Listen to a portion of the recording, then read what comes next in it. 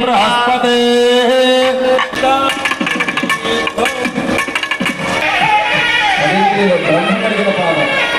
స్వామివారికి కళ్యాణ మహోత్సవంలో భాగంగా విశేష అర్చన తరువాత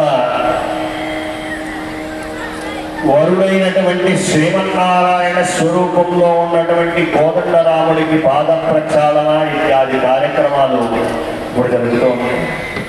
సహజంగా మన ఇంట్లో పుత్రుడు ఉండాలి, వంశం వృద్ధి చెందుతుంది. ఈ ఆలోచన సహజంగా మన పెద్దల వెంట వింటాం. ఈ పుత్రుడుంటే అసలు ఏం చేస్తాడు? అపుత్రస్య కటిర్నాస్తి అంటే ఉత్తమ గతులు పొందడానికి పుత్రులు లేకపోతే వాళ్లకు ఉత్తర గతులు అంటే ఈ దేహం నుంచి ఆత్మ విడివడిన తరువాత ఔత్వ దైహిక క్రియలు అంటే ఉత్తర సంస్కారములు మనం చనిపోయిన తరువాత 10వ రోజు, 11వ రోజు, 12వ రోజు, 13వ రోజు ఇలా చేసేటువంటి సంస్కారాలను చేయడానికి పుత్రుడు లేకపోతే అతని ఆ యోగం లేదన్నమాట. మరి ఆ యోగం లేదు కదా, ఏంటి పరిస్థితి అని అంటే అందుకే కల్పసూత్రం చెప్పింది, అయ్యా పుత్రుడు లేకపోతే ఏమయ్యేది? పుత్రుడు ఉంటే కేవలం ఏం చేస్తాడంటే పున్నామ నరకాన్ని మాత్రమే దాటిస్తాడు. అదే కుమార్తె కనుక ఉంటే ఏం జరుగుతుందంటే దశపూర్వేషాం దశాపరేషాం మధ్వంశానాం మాతృవంశం 10 తరములు తండ్రి వంశము, 10 తరములు తల్లి వంశము ఇవన్నీ తరిస్తాయట. అంతటి విశేషమైనటువంటిది కన్యాదానం. అటువంటి కుమార్తెను మనం కన్యను దానంగా వరరూపంలో ఉన్నటువంటి శ్రీహరికి మన బిడ్డను లక్ష్మీదేవిగా భావించి కన్యాదానం కనుక చేస్తే మన జన్మ కాదు, మన పితృలు ఎవరైతే ఊర్ధ్వలోకాలలో రౌరవాది పుణ్య నరకాలయంలో కొట్టుమిట్టాడుతూ ఉన్నారో వాళ్ళందరికీ కూడా ఈ కన్యధార అంటారు. అమ్మాయి చేతుల్లో తండ్రి చేతులు కింద, కుమార్తె చేతులు పైన పెట్టి తల్లి దారగా నీరు పోస్తే అడుగునకు ఆ వరుడు చేయబట్టి ఆ దారను పట్టుకుంటాడు అనమాట.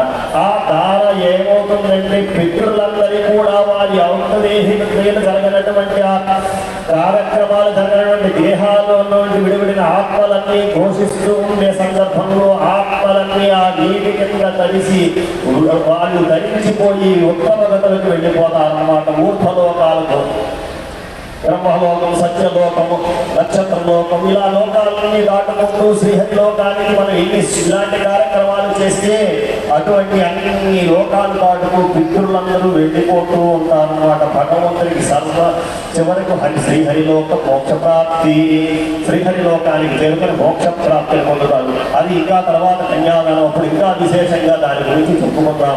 ఇప్పుడు ఈ పరమాత్ముడైన దేవదేవుడి యొక్క కోదండరామ స్వామి వారికి వరపూజ వరాయ గిరవాసన విష్టాలను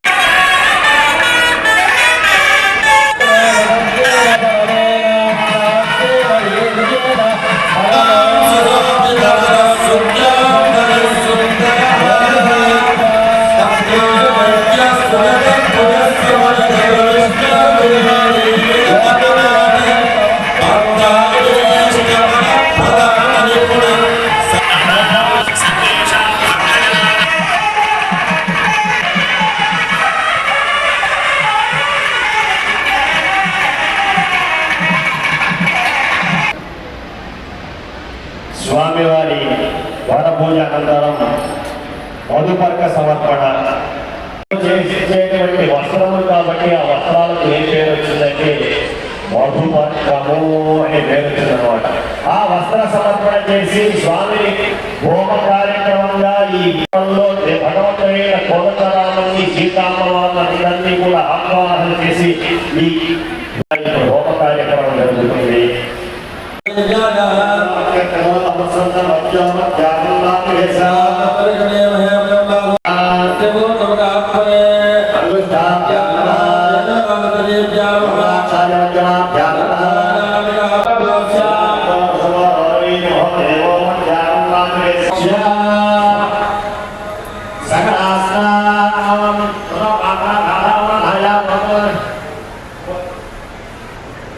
హోమ కార్యక్రమం జరుగుతుంది.